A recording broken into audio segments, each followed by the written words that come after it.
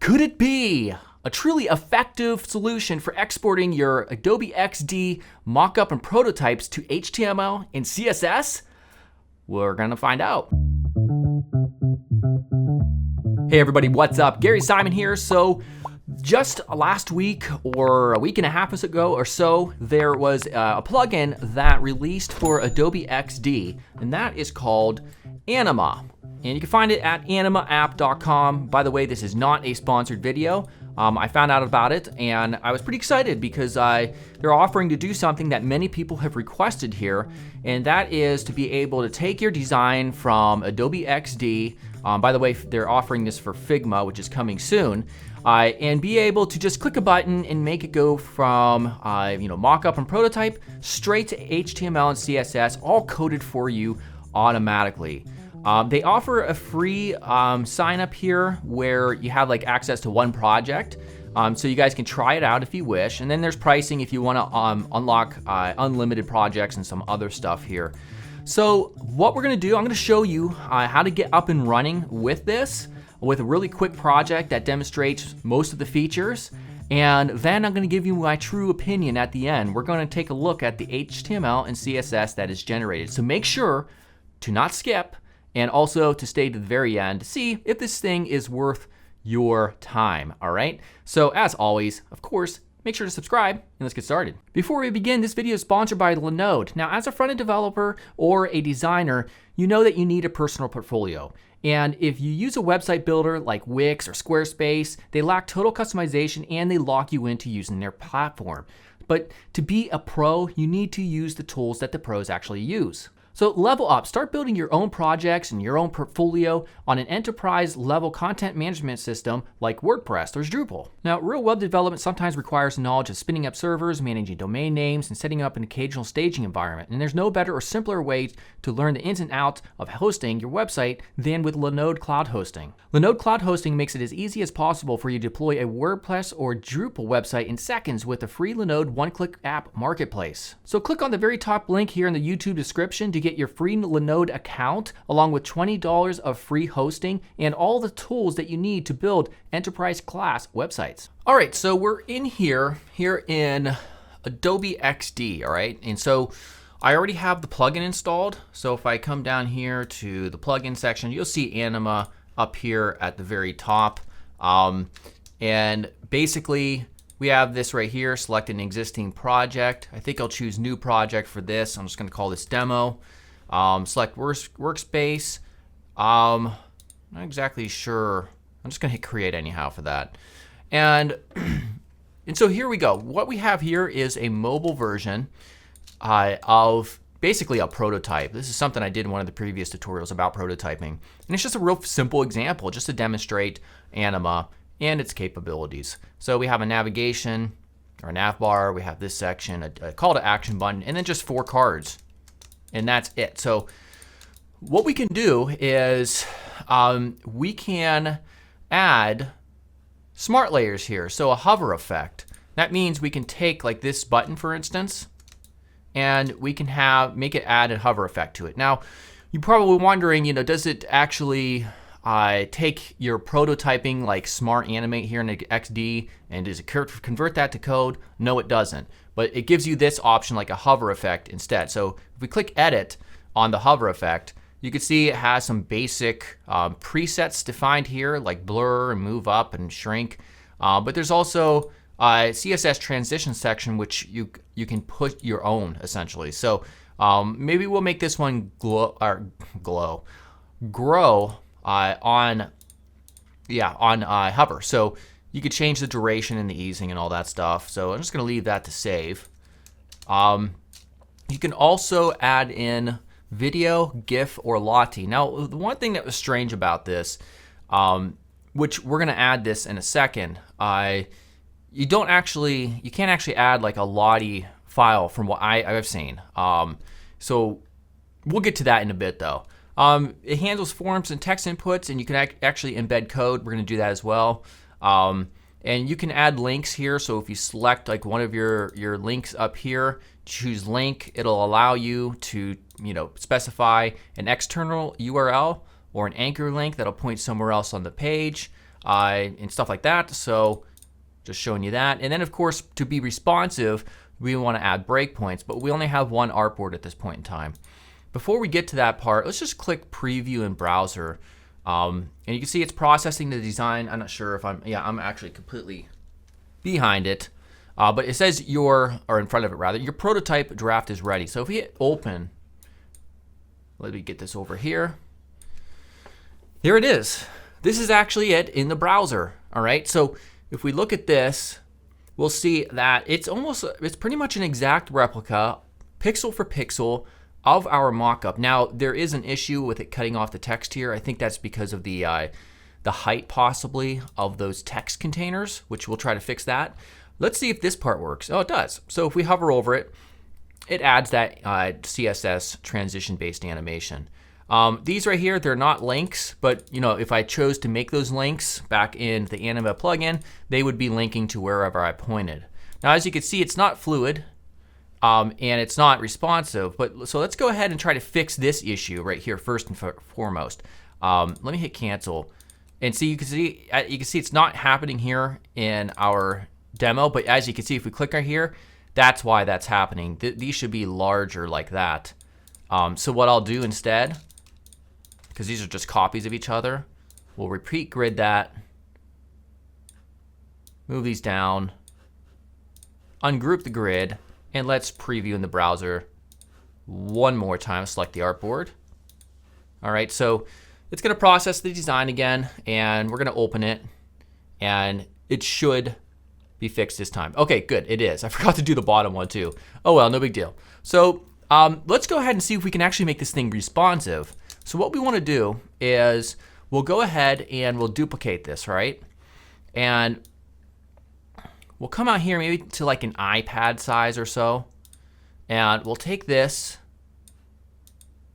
push this over, go ahead and extend this out. Those weren't properly aligned, unfortunately. Let's get this in the center. There we go. Maybe make this smaller. We'll get this stuff out over here, and then perhaps now we have enough room to situate these right there. So I'm just going to delete these ones and Control D. Oops. There we go. And then we'll go ahead and situate these up. And then that's our next one. And then finally, we'll do like a desktop version here. So we'll make this come out and pretty wide. We'll do the same thing. This time, let's left align these two. We'll move them in. So we'll go in here. We will left align that. We'll take this button right here. There we go. We'll extend this all the way out once more. And we'll put these 2 by 2. So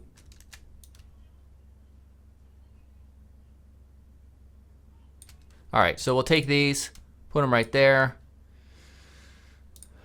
All right, that's fine for now. They're not perfectly situated, but this is just for a quick demo. Let's also experiment with a couple of the other options that they offer just to show. So what we'll do is let's put this here, and then we'll put in let's see, let's demonstrate the embed feature. So you can like embed stuff here. So if I draw this all the way out, we can come over here and choose embed code. All right, so you can paste a code snippet here for the actual, like if you had like an embeddable code, like a Google Maps is a good example. So I'm gonna paste a Google Maps embed code right here and just hit save. Now nothing happens, it doesn't show you here in XD, but it will render when we get to that step in the actual browser. So let's take off the border, now we don't see it at all. And let's also put in like a video demonstration. So maybe over here there will be a video of some sort. So we'll go ahead and get rid of that. So in this block there will be a video. Okay, so I've already uploaded an MP4. Now when you click add, it shows you enter a video or GIF URL. All right, so URL formats include a YouTube, Vimeo, MP4, or a GIF file. So it doesn't look like it actually technically includes a real Lottie-based animation, only one that perhaps has been converted into an MP4 file or a GIF file. All right, so that's just something to understand there. And for that, I uploaded an MP4 on my own server, so I'm going to copy that and I'm going to paste that in. All right, so we'll just do autoplay and loop. We'll hit save. All right, and just to show you that we can actually change up these like hover effects, we can hit edit based on the different viewport artboards. We'll just make this rotate and save. All right, so now for the responsive part to work, what we want to do is select all of these, and we're going to do breakpoints.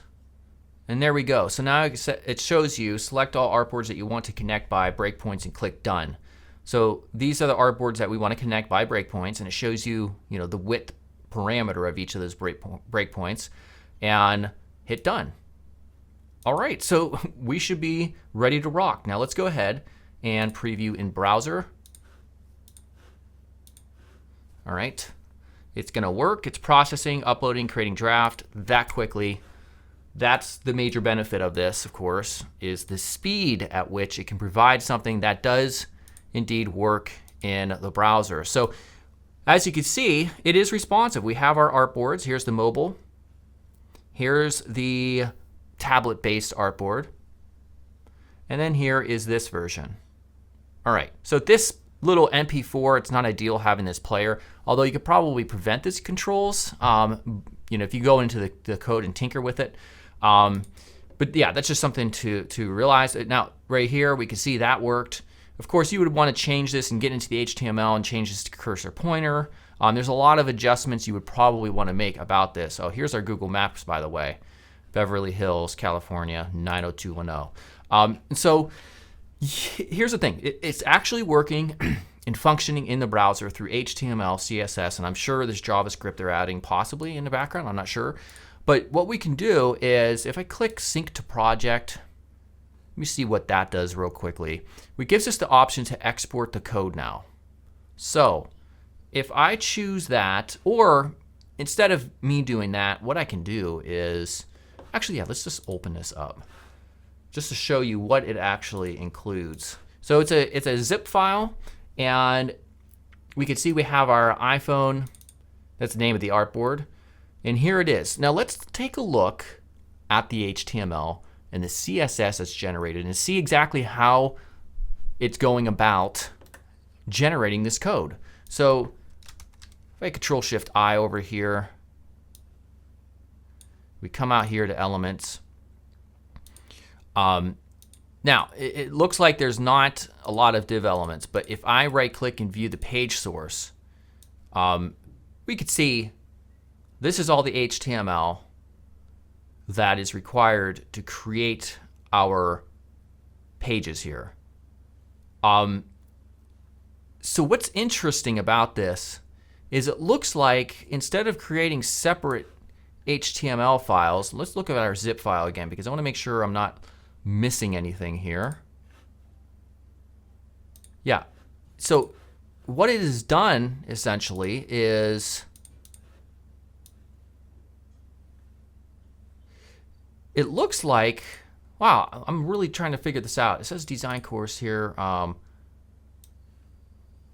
Let me do a Control F on that. Okay, well, let me find one area in here. Like this should really be only in the HTML 4 times, right? Ugh. It's in the HTML 12 times. And it's doing that one for every single artboard. So that's a problem. It's a problem if you're worrying about code efficiency in terms of your HTML. Because obviously this is one page, right? Because this is meant just to be for like a landing page of an app. And what's happening is they're replicating the HTML for each of these 3 different artboards. And of course, that's really bloated. You only want one HTML per page, or one HTML markup per page. And unfortunately, the way they're doing this is they're creating HTML for every artboard that's associated for the viewport of one page. So that's not quite ideal, obviously. Another thing, let's look at the CSS. So if we look at the CSS for any element, like let's look at the nav bar. It's the first one, right? We're going to see that right here. I'm gonna make this big so you can see it. It's a position absolute. So every element that you select is position absolute. Position absolute. Let's check this part. It's position absolute. Left 229. So what it's doing is, and this is probably really the only way to automate the type of code. I would imagine it would be much more difficult to create the CSS rule sets in a manner that they should be automated in terms of automation. Because what they're doing, like I said, is they are positioning everything in terms of absolute values. That's how they're able to get pixel perfect results. Now, the amount of CSS that's in here for just this one page here is probably very bloated as well. So if I go to our CSS here, it is almost 100 kilobytes. I didn't know how big it was before doing this. I'm just finding this out now. And so I want to see what this looks like, the actual CSS file itself. I'm going to drag this onto my desktop.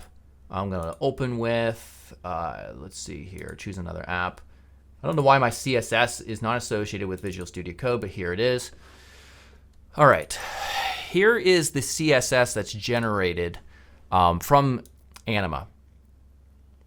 As you can see, there's simply a massive amount of rules. I mean, it's styled nicely. I give them that. It would be nice if they give you the option to like minify it. And also, if I type in absolute, you'll see they're doing position absolute 188 times. So what they should do is many of these, like position absolute, for instance, that should be added into its own class, like a class called absolute, for instance, and then just added on to the HTML elements. And that way, you don't have to have all this bloated markup here. There's probably a lot of the same things that they could do for other things in some of these properties. So yeah, definitely you're going to end up with more bloated code if you use this, but of course the trade-off being you don't have to type code. Here's what I personally think about Anima. I think that if you fall into a specific category and your project does as well, then it completely makes sense to use Anima. So that category is if you're building a real simple project, a simple website, maybe with just a couple pages, maybe it's a landing page, maybe you're trying to generate emails or capture emails for some sort of product launch or whatever. I think this would be completely suitable for that. Also, if, for instance, you don't have a lot of funds to pay a coder to do the proper HTML, CSS markup of this, or you completely don't know how to do front-end development yourself, which is completely possible. So I do think there's definitely a use case for this, but where it wouldn't be suitable is if you're using this or your intention is to use it for a medium to large size project. There's a lot of markup bloat in there, especially the CSS file for what is relatively a small landing page. As we saw, it was 97 kilobytes generated in a single CSS file for just one page, where if you did it properly, it would be, I mean, just multitudes smaller, way smaller. I would imagine no more than several kilobytes just for the example that I showed there. So there is a use case for it, but I also think probably for most serious projects, you would want to avoid it simply because of the amount of markup bloat that is there and how everything is styled through position absolute. All right, I think it can definitely improve though with the code that it does export. So hopefully they'll be able to work on that in the future. But yeah, I'm actually impressed with it because it does create pixel perfect replicas in HTML and CSS based on your prototypes in Adobe XD and Figma coming soon as well. So I think they've done a good job, but there's still a long way to go. And I've personally never seen one of these export from mockup or PSD to HTML and CSS code generators. I've never seen them do it very well and efficiently, because that's a very difficult thing for a developer to try to pull off anyhow. I think we'll get there someday, but apparently it's not there right now. But nonetheless, they did a good job. And so go ahead and support them if you wish. This isn't a sponsored video. I really think it's a cool, it's a cool plugin, and they've done pretty well with what it is. All right, so I will talk to you guys soon. Make sure to subscribe, and see you later. Goodbye.